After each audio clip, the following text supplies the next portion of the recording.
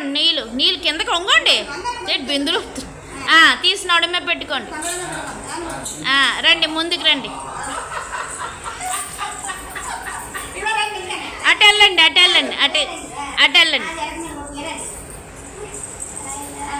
వెళ్ళండి.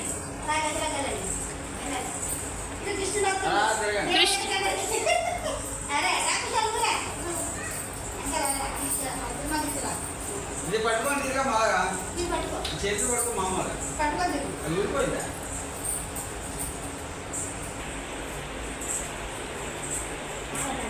వెనక్కి వెళ్ళండి, అలా వెళ్ళి రండి, అక్కడ వరకు వెళ్ళి రండి.